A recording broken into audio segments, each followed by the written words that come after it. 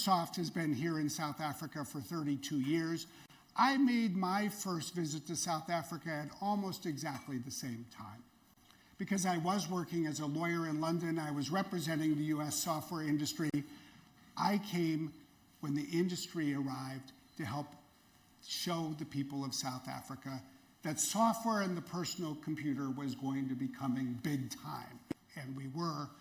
It was a great moment as a new government was being formed. Today, I want to share a little bit about the investment announcements we're making, but really give you the broader context, as Lillian mentioned, about what I think AI means for the economy here and indeed for the economy of the world. First, our announcements today. There's really two parts. First, we are investing more money to expand our AI and data center infrastructure here in South Africa. We're going to expand on the 20 billion rand we have spent with a new investment of 5.4 billion rand.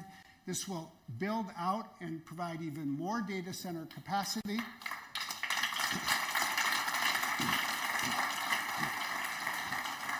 And one of the things we're doing here, while we don't publish the numbers, I see them all, there's always an interest in GPUs, the graphical processing units that really are the chips that power AI. You should know South Africa is getting even more than its share because that's a reflection of what we believe can be put to use here and through South Africa to much of the rest of Africa as a whole. It is a very important step by Microsoft. But the second aspect, I think in some ways is even more meaningful. It's our investment in skilling. Earlier this year, Lillian announced that we would invest to bring AI skills to 1 million people here in South Africa. Think of that as a broad effort to equip many people with access to AI so they can start to learn how to use it. But we recognize that in addition to that breadth, depth makes all the difference in the world in building a stronger economy. And that's why we're announcing today that we're investing, we're paying, so that 50,000 people here can go get the additional courses and take the certification exams to get what we call a Microsoft certification. And this will be for cloud architecture, it will be for artificial intelligence, it will be for cybersecurity. These are precisely the certificates and the skills that win people's jobs. Because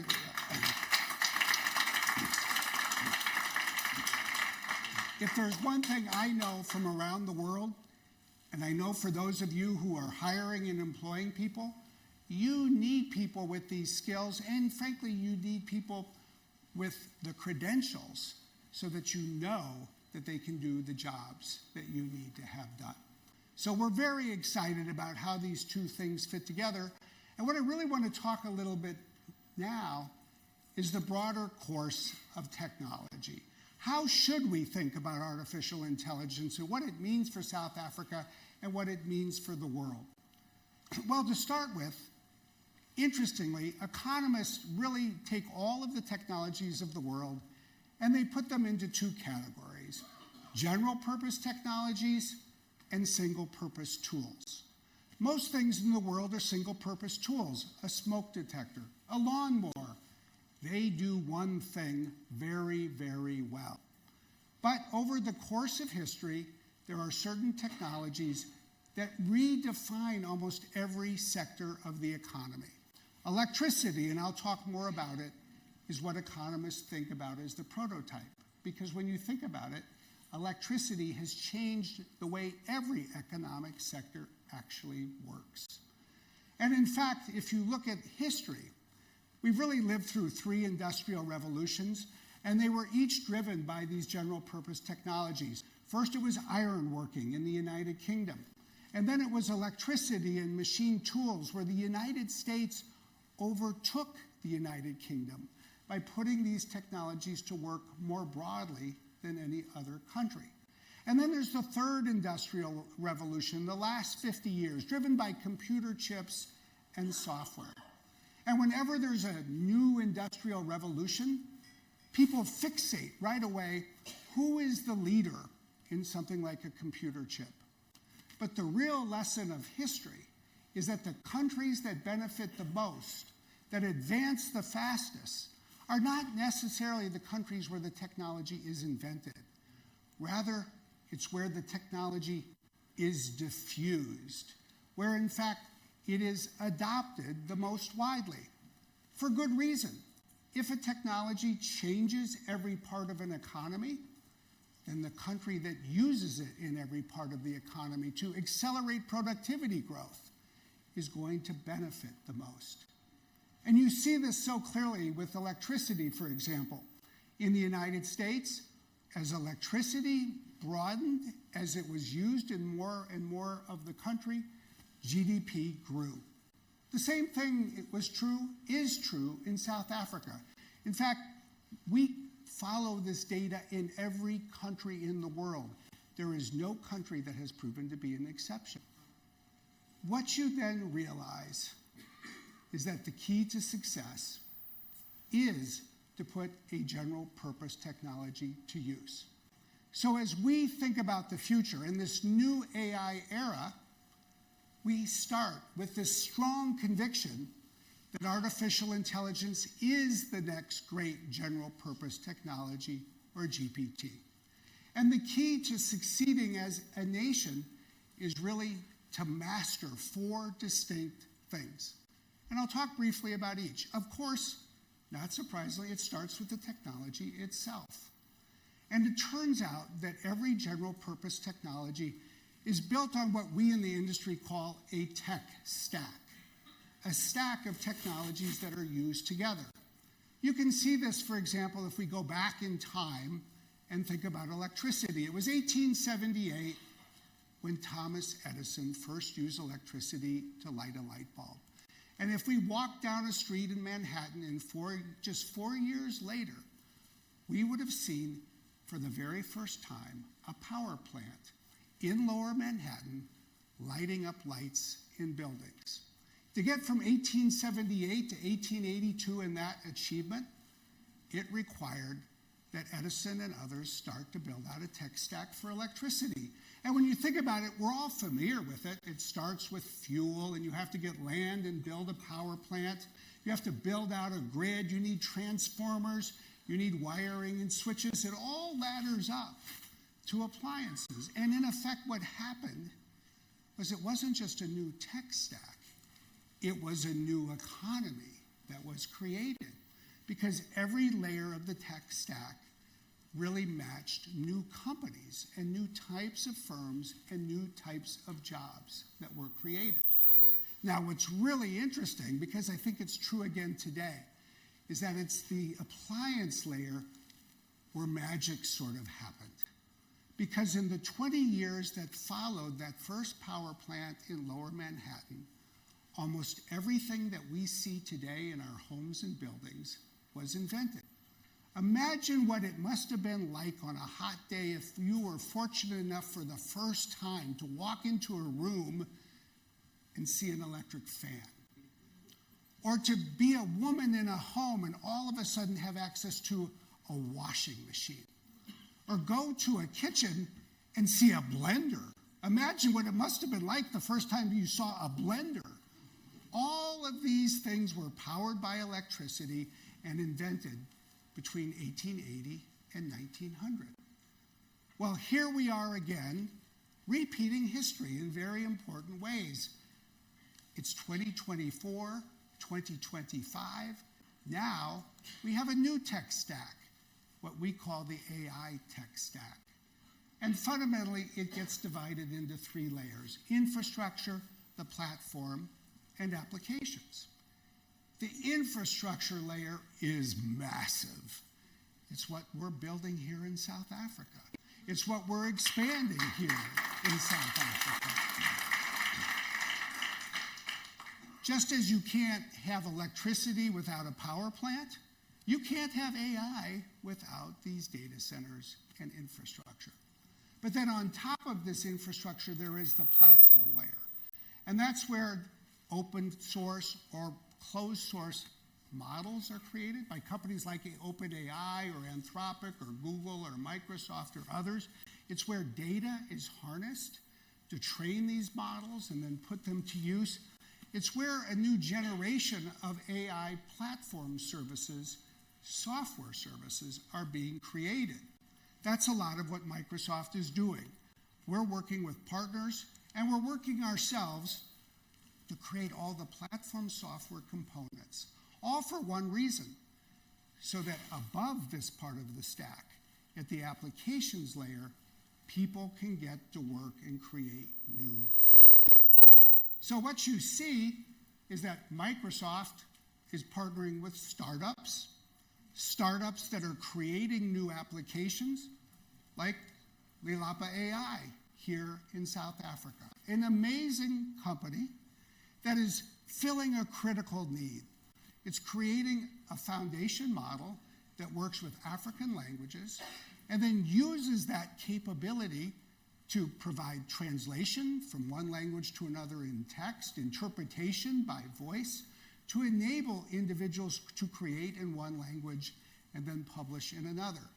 But the amazing thing about the applications layer is it's not just companies that are startups that are creating these applications. It's ultimately everybody.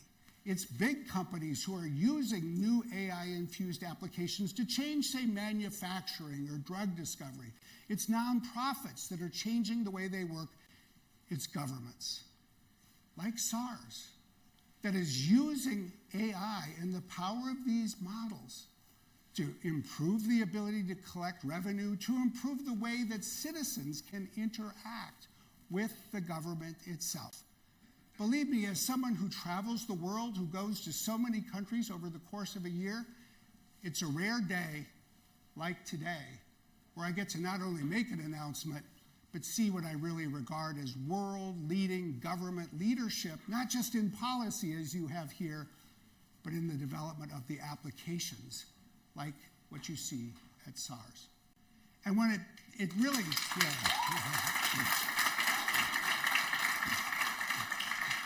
Now, to build a new AI economy, what you need to do is get all three of these things to sort of start to get the flywheel turning. You build the infrastructure so that people will develop and deploy the models. You create the models so that people will build the applications. As people use the applications, then you can invest to expand the infrastructure further. So our presence here today says a lot, because if we've come back as we have to expand what we've started to build, it's because this critical flywheel in South Africa is starting to turn. That is great, great news. Now, if the only thing one had to do was create great technology and get that flywheel turning, I could stop now and we could declare victory and go have something to drink. But the truth is, if you study history and general purpose technologies, what you realize is that there are other elements as well. Because what you need to do is not only master technology, you have to master economics. And it's interesting because the economics of AI really comes down to these three elements: an economic structure, a financial architecture, and business model. So let me talk a little bit briefly about each. It turns out that every technology stack has an economic structure.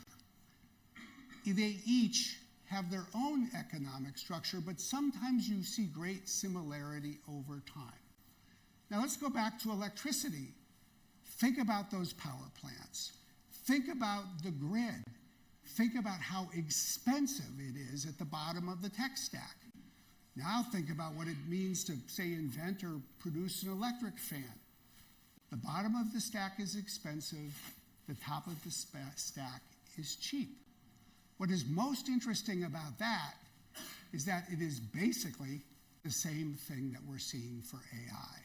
You'd have these enormously expensive investments at the infrastructure layer, and yet you find that two people in a university who haven't yet even graduated, this is a real story, everywhere in the world, they can do what it takes to start to build a new company at the applications layer. So you have to think about the difference between the incredible expense at the bottom and the huge and inexpensive opportunity at the top. And then you have to build on top of that economic structure what we think of as a financial architecture. Now, Microsoft is a big part of this financial architecture. We're spending an enormous amount of money, as you know, and we're not just doing what we're doing by ourselves. We announced last year that we were partnering with BlackRock, with MGX. We'll soon be expanding this partnership with others to raise up to $100 billion to further finance AI infrastructure around the world. And what we're really starting to see, I think, is real innovation in a broad financial architecture. It starts with the private companies. It then goes to private capital. It includes sovereign wealth funds. And I think before we're done, we're going to find that it takes development banks and others to fully bring AI all around the world, especially across Africa. But the other thing that's really interesting about the financial architecture, something that I don't think is yet fully appreciated, is that it's not just about unleashing capital on the supply side. It's about spurring demand as well. Because the more demand, the easier it is to unleash supply. And there's two ways, I think, fundamentally, countries and regions and governments can help stimulate demand. The first is to partner together to create zones, data-free zones, where more than one country will feel comfortable and confident relying on a data center in another country. And when you think about Africa especially, it's one thing to imagine what it would take to bring a data center to 50 different countries. Frankly, once you leave South Africa and finish visiting 3 or 4 other places, you're pretty much done with where private capital will pencil out for the investment that's needed. But if you can go to a place like East Africa and get the 6 countries to work together, suddenly more private investment makes sense. But the other thing that I think is not yet fully appreciated is that in order to get the flywheel turning, government has a critical role to play, not just in setting the policy agenda, but to get every part of the government using the cloud and AI itself. Believe me, if every country in the world was as good as SARS in figuring out how to use AI, you would see more data centers being built in more places. If every part of the government were as good as SARS, it would be something as well. And then the last thing we all have to keep learning about together is the business models, because sustainable success is always built on business models. And when it comes to digital technology, there's really only 3 kinds of business models. There is a subscription. You pay a fee and you can use it as much as you want. That's how digital technology is often sold to, say, enterprises. The second is consumption. Basically, you pay as you go. For cloud services, that is typically the way it's priced. And then there's advertising. You give it away for free, and you then make money on ads. So whenever you see a technology service, you can ask yourself which one of these business models is applicable here. To me, the fascinating insight from history is that these evolve. When you think about the history of electricity, it was 1882. There was this power plant in New York. It was 15 years later when the most significant leader in the American electrical industry was still struggling. He was in Chicago. He could walk down a street in Chicago. Some stores were lit, others were not, because some stores were using and buying electricity and others didn't think it was worth doing. He happened to be visiting England. He went down one weekend to Brighton, which is along the coast, to take some time off, and he walked along the beach. Every single store was lit at night. He said, "What's going on here?" He found the individual who was the general manager of the local power plant, and he said, "How do you get everyone to buy your product?" Well, the answer turned out to be all about the business models. Even though electricity had been in use in the United States for 15 years, it was sold on a subscription basis. If you bought a light bulb, you would pay the power company a flat fee. In Brighton, basically, the local general manager had invented something called the power meter, so that as people used power, they would pay on a consumption basis. And once it was on a consumption basis, everybody said, let us use it. It just goes to show that you may think you're smart, there's so much ahead of us in terms of what we have yet to learn. That will be the future of economics for AI. Now, the third dimension, and it deserves to be just as important as the first two, and it's so relevant to what we're talking about today, turns out to be skilling. Now, in a sense, it makes sense, common sense, if you will, when you really think about it. If the key is to have something used everywhere in the economy, that can only happen if the skills to use it are everywhere in the economy. So historians have really realized that the key to a country's advance in every industrial revolution was, in fact, a skilling infrastructure. The reason that England experienced so much success in the first industrial revolution is that it had these technical institutes and apprenticeships where people were learning how to work with iron. And then in the United States, by coincidence, the Congress had created what were called land-grant colleges. Colleges, universities in every state that were built first to teach people agriculture and agricultural engineering, but it also produced mechanical engineers. And so what happened was when electricity started to spread and people realized you could use it to invent machine tooling, there was a whole generation of mechanical engineers that knew how to put that technology to work. And they came together and created industry standards that enabled the spread of this know-how even faster. And interestingly, in the third industrial revolution, it was really companies, employers that invested in training their employees to use a PC.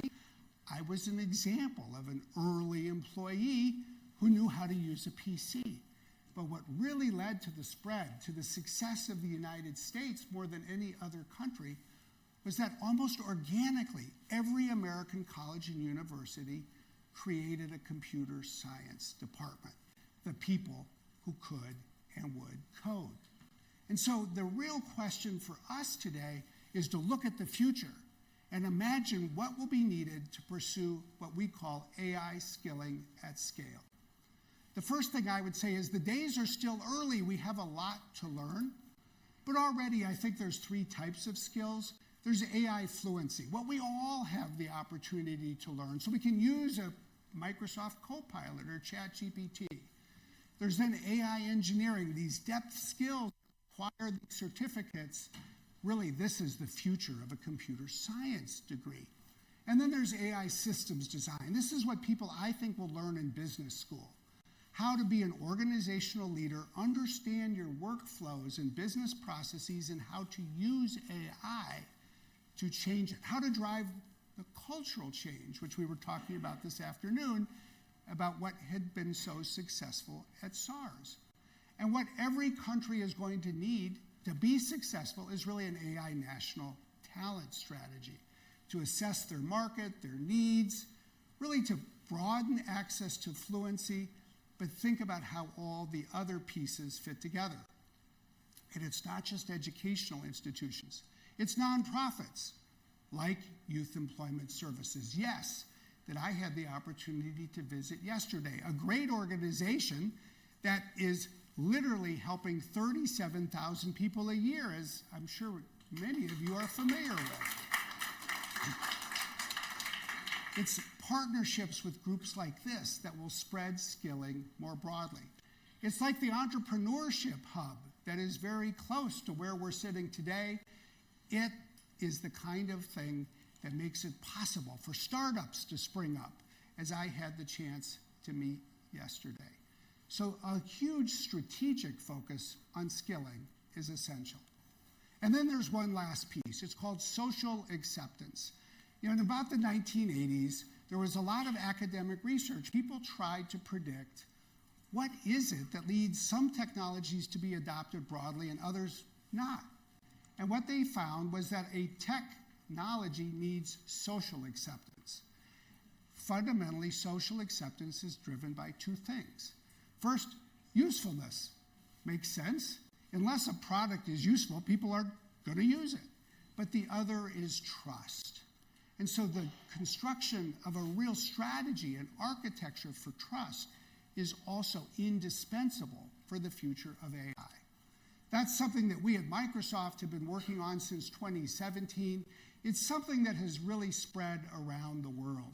It's something that requires security, privacy, digital safety, and what is now referred to as responsible AI. And what we are all embarking on together, what the South African government and so many others, including in the G20, are pursuing, is really, in my view, building AI governance from the ground up all the way to the top, from the kind of internal policies that companies and governments need, all the way up to global policy. And the G7 and the G20 have been critically important to this over the last couple of years. They'll remain critical in the future. And of course, given that we're in the 21st century and not the 19th, we also have to remember that we can't have, I think, a responsible approach to AI unless we also think about and actively address the need for sustainable AI, something that quite rightly has become a central part of the tech sector's investments and focus. Those are the things that ladder up to social acceptance. So when you think about it all, what's really amazing, what's really exciting, what's really daunting is that success isn't about doing one of those things. It's about doing all four of them at the same time. And if there's one thing that I think distinguishes Microsoft from other companies, it's that this is exactly what we're trying to do. Obviously, it requires an enormous amount of collaboration, partnerships, steadiness, stability, investments, commitments to people and countries for the long term. But I still think the question remains, how do you do it all? Well, I think the answer for all of us is inspiration. And I think inspiration has two parts. The first is to think about all of the amazing things that we're seeing AI start to do. Improve, say, precision agriculture and the yield for farmers. To improve our ability to predict the weather and natural disasters. The ability to use AI for drug discovery. Or, in some ways, what always speaks to me the most, the story of what's called diabetic retinopathy. There are 500 million people in the world that have diabetes. On average, 1 in every 5, almost 100 million of them, develop what's called diabetic retinopathy. The diabetes leads to a deterioration of the eye and ultimately can result in blindness. Now, the interesting thing is if detected early, it is easy to treat. The problem is that we have more than 8 billion people on the planet and only 232,000 ophthalmologists. Most people on planet Earth will never meet an ophthalmologist. Enter AI. A partner that we've worked with has created an application. You can put it on a smartphone. It can take a picture of your eye and with a 98% accuracy be as good as an ophthalmologist so that people can be treated. We should be inspired by everything that can go right, but I think we need to draw equal inspiration from everything that can go wrong. And to me, I always think about what I regard as the single greatest technology tragedy in the history of humanity. It's the story of electricity. The fact that it was more than 140 years ago that Thomas Edison lit up Lower Manhattan, and yet, as you know, today, 700 million people, 43% of the population in Africa, still do not have access to electricity. Why did this happen? Well, I think as somebody who thinks a lot about historical lessons, it's in part because of that economic or financial architecture. These power plants were so expensive to build. And it's frankly because the colonial powers of the late 1800s, the early 1900s, built railways, but not power plants. And there was no private sector that was able to or wanted to go around the world and build out the electrical infrastructure that every part of planet Earth would need. I think more than any single thing, the economic division between the global north and the global south was the result of what happened with electricity. It is a cautionary tale that I think should inspire us to do better. And what I would say is what we have the opportunity to do at Microsoft, what we have the opportunity to do together with the business community in South Africa, with the government and nonprofit community in South Africa, is to dream bigger, to be bolder, to pursue something that Thomas Edison never dreamed of doing. Because if we can master all four of these things and do them well, we can bring AI to the world. That is what today is all about. Thank you very much.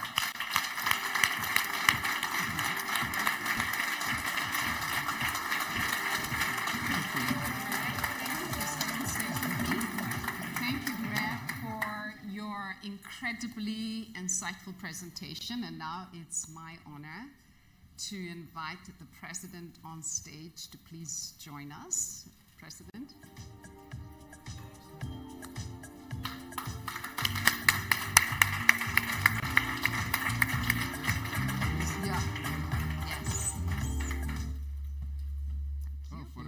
Yes, we're waiting for the we're waiting. Oh, let me look at her.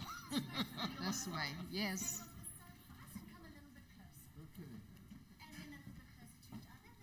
Okay. Okay. Let's do it. Shouldn't she be in the middle? Shouldn't she be in the middle? Well, no, the president should be in the middle. That's right.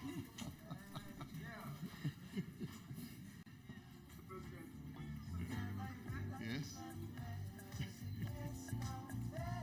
And I'm leaving the photo now. Don't go. And then it's the president and Brett. Yes. I think I should leave. Yes.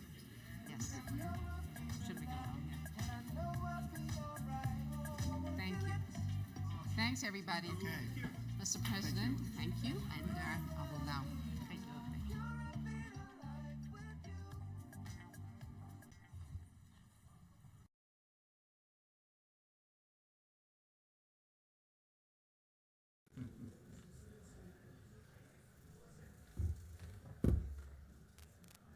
Well, Brad, let me thank you. Having listened to you, I am at a stage where I think everyone else feels like we've just had an incredible talk. And maybe that's all we ever wanted to hear. Thank you very much.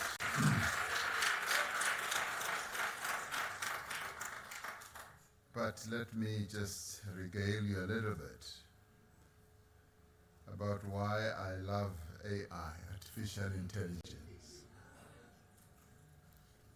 And this is like at a personal level, how I realize the power and the beauty of AI. But someone else who works with me didn't think so. So there was just this one day, we were somewhere, and he comes to me, he's my spokesperson. Comes to me and he says to me, just look at this, President. He says, boss, look at this. And I look, he says, we were at a press conference, according to this. And he says, AI has recreated a press conference we never held. And as I looked at the picture, I come out looking so handsome. Unbelievable. And unfortunately for him, and he's a tall guy, he comes out looking much more plumpy with a round face. And that's when I said, I love this AI. So I'd like to thank you, Brad, and all of you who are here present. It's a real joy and a pleasure to be here and to be here with leaders from government and from business, all of you. This for us is a real momentous occasion to have had an announcement of such enormous proportions where Microsoft, a global company, a global player, which is an American company with an African heart. That's what I think Microsoft is.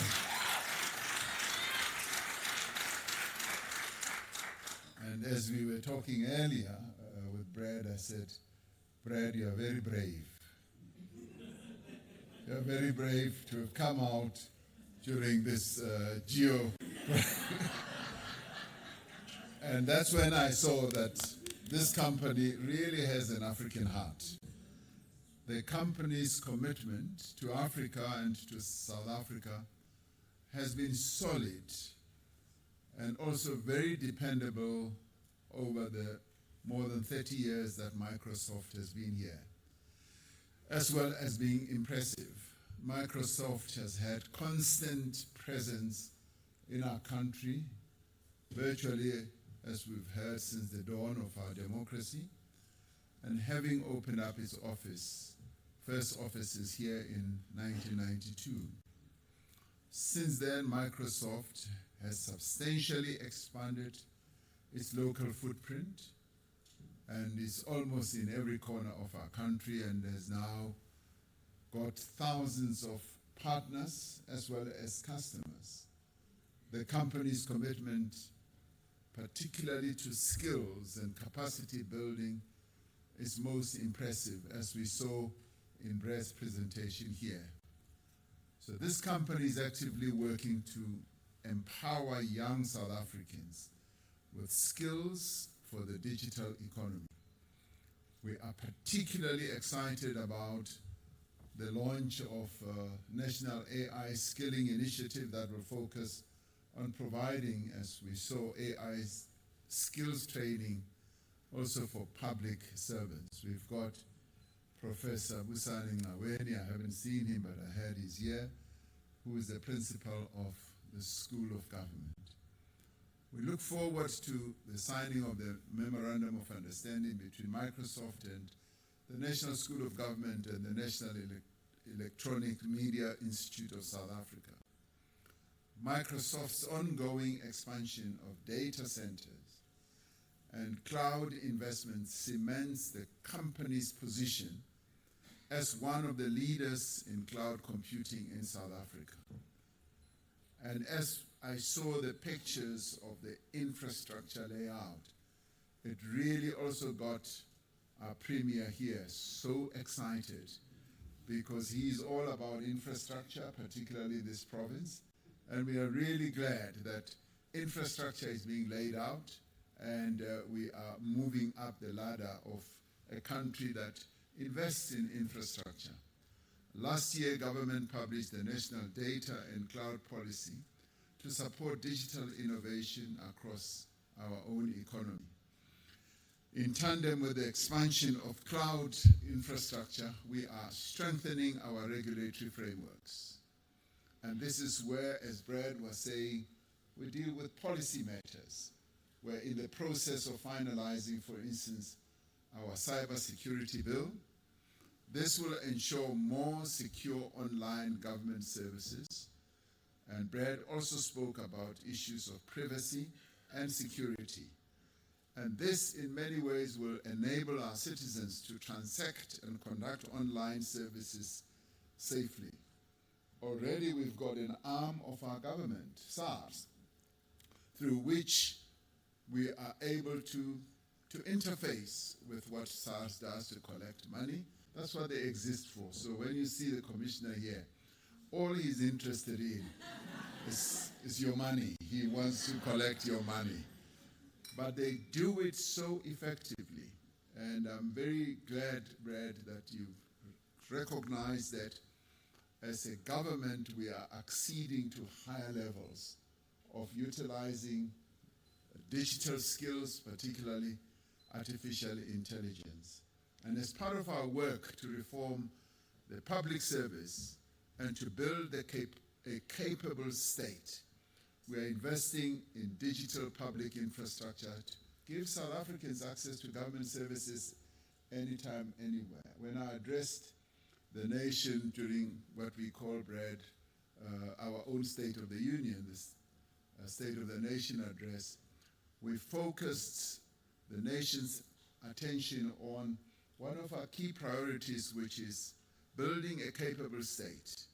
And to build that capable state means that we want to give the people of our country great services, like what SARS is doing now.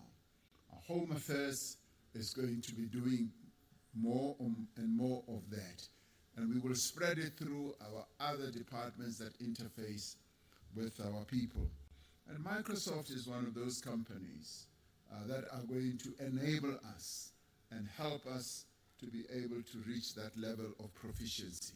And at the heart of this process, which we call transformation, is the implementation of the digital identity system that will transform the relationship between citizens and government and create one government that is accessible to every person at a touch. And today, those who interface with SARS, those who are taxpayers, are able to interface with our government through a number, through logging on, and get every service that SARS has to give, but especially as they get your money out of your pocket. But beyond blazing a trail in local technology space, the long-standing presence of Microsoft in South Africa is a vote of confidence in our country and in our economy. And I'd give Microsoft, and I'd like to give Microsoft, you can applaud again, a round of applause for showing this confidence in us. Because the strategic investments that Microsoft has announced today stand as a further testimony to this enduring confidence. And for us, what it also means is that indeed we are the gateway into our continent. We've got that capability as a nation and as a country. Now, they signal also to the business and investor community that South Africa's economy continues to hold immense potential, and a potential that is favorable to business and for them to be able to know that they can invest here in a secure manner. Over the past 5 years alone, Microsoft has invested significantly in cloud, in data centers, in agriculture, and in the digital transformation of government services. It is commendable that Microsoft, in many ways, has achieved level 1 broad-based Black economic empowerment status. This shows an exceptional commitment to our country's empowerment goals. And we know that Microsoft has worked very hard to attain this level. And they've been walking this journey of transformation, of change with us as a country. And it has successfully integrated the objectives of our policy positions, our transformative policy positions, into its business operations, particularly with respect, yes, to the issue of empowerment, of ownership, management, control, but more importantly, skills development. And Microsoft has demonstrated its commitment to addressing the historical imbalances of South Africa's past and to the fostering of an inclusive business environment. Brad, your speech and your input in your presentation was most moving indeed. But the one part that really touched something in my heart was when you did the analysis of looking at the disparity between the global north and the global south. And not many people from the north fully understand what the past that we've been through, and you mentioned the word colonialism, and in our case we mentioned apartheid as well, what that did to entrench that separation between the global north and the global south. And indeed, why is the spread of electricity so stark when you look at the global north and the global south? And then you also drill into your analysis what is happening on our continent.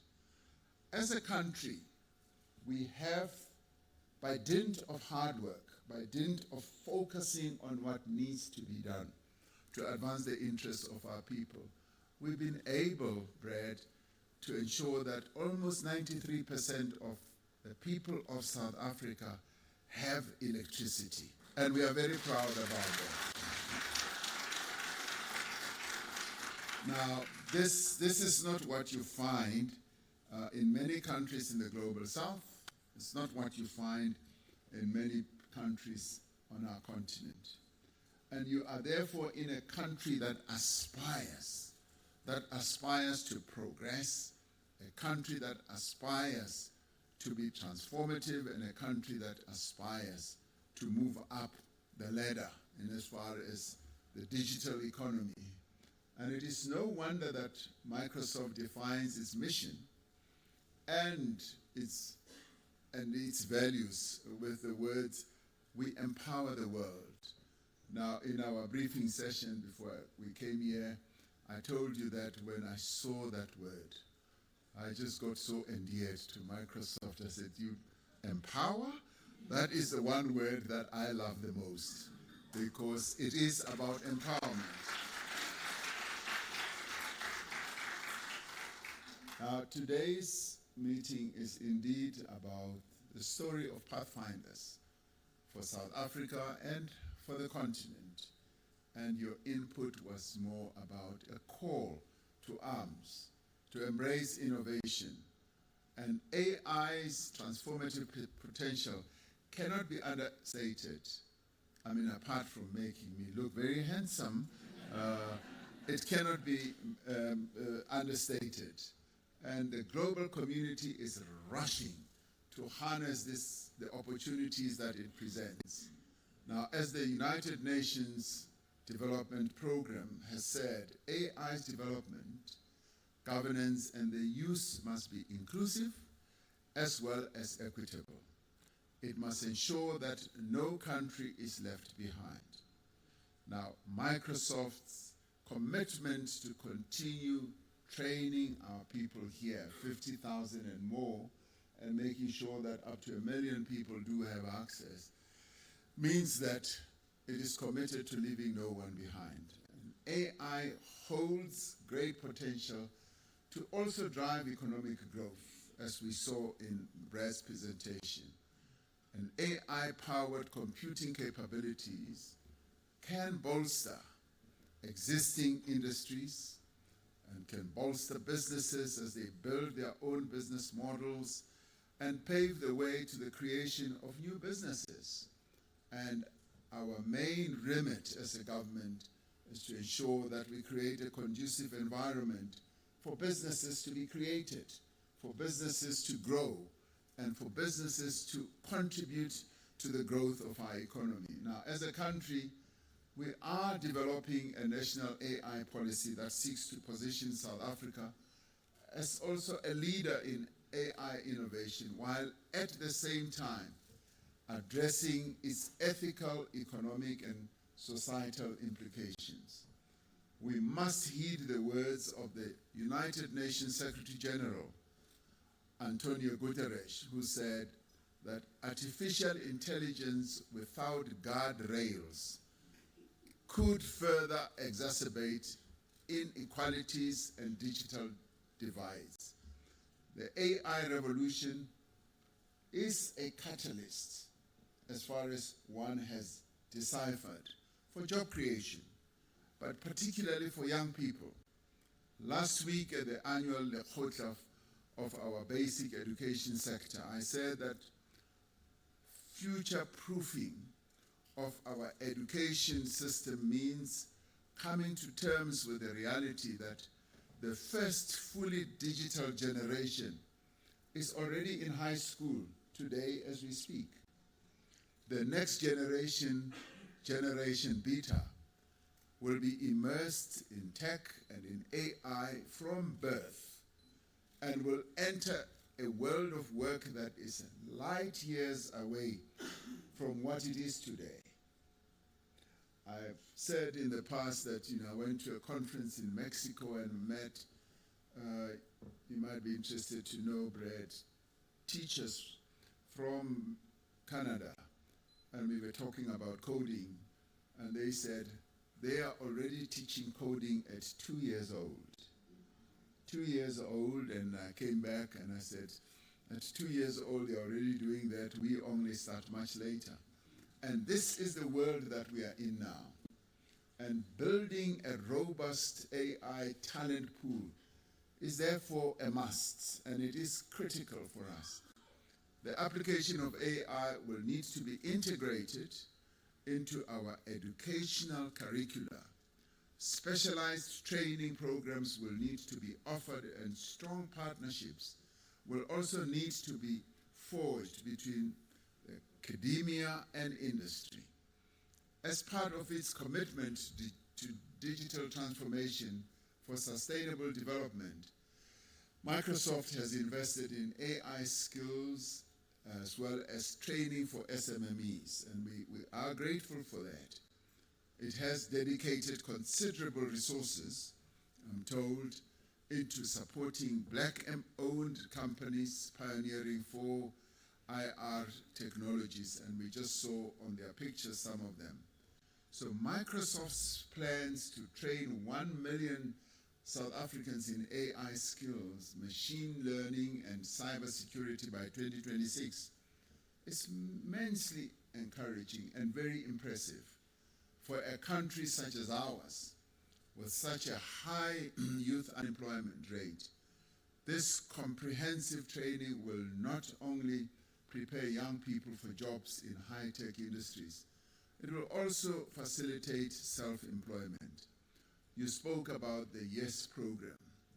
It was when I sat down with Stephen Kosef, who used to be the CEO of Investec, and I said, what can the private sector do?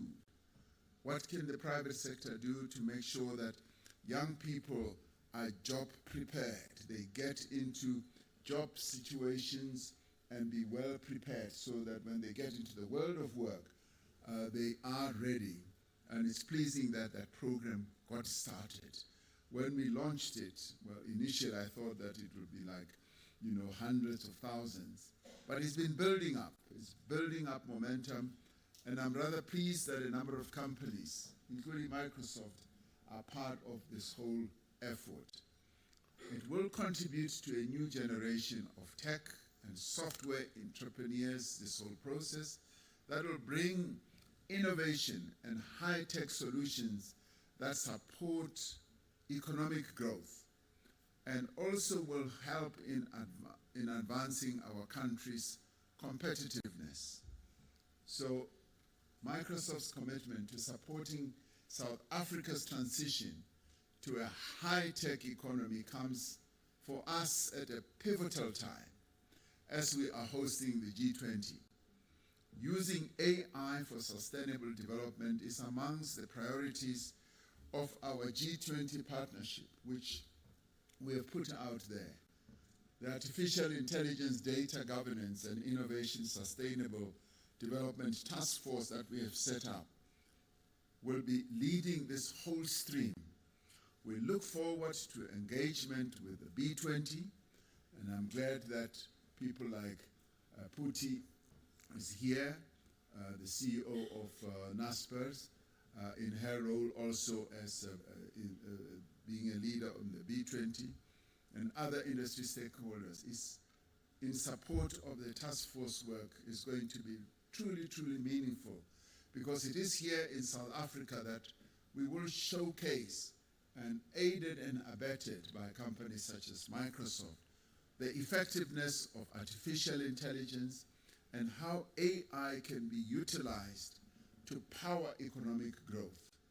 And we have high expectations that our G20 presidency will result in what I would call tangible outcomes, both expanding the global digital economy and leveling the AI playing field for the benefit of all.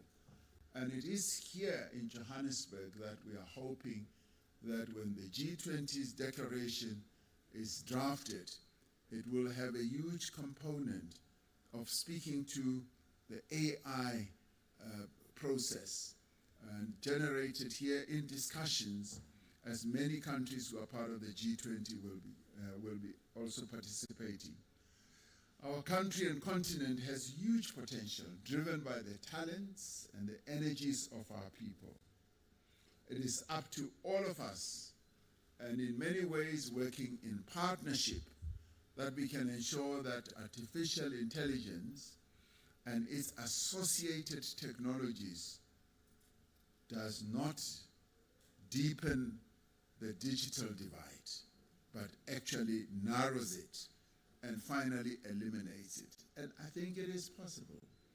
As we look towards hosting the G20 summit later this year, we are committed to ensuring that the adoption of new technologies catalyzes and boosts Africa's growth, and as well as industrialization, as well as Africa's progress.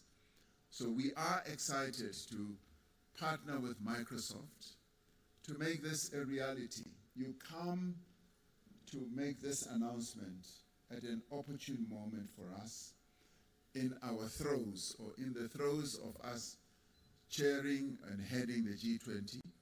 But not only that, in having these conversations in the G20 about artificial intelligence. So your presentation, Brad, today is just an enormous boost, but it is also your recognition of South Africa's ability to adapt and to utilize technologies of artificial intelligence and to integrate that into the work that we do in government.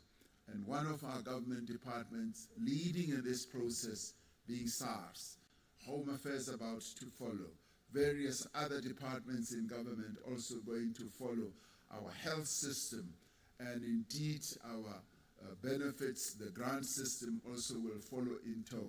So we are involved as South Africa in a revolution of embracing artificial intelligence. So what you have done today is to come to boost that whole process, and I'd like to thank you, and I do wish you could stay longer, because this is the best place that anybody who is enthusiastic about AI can ever come to. South Africa. Thank you.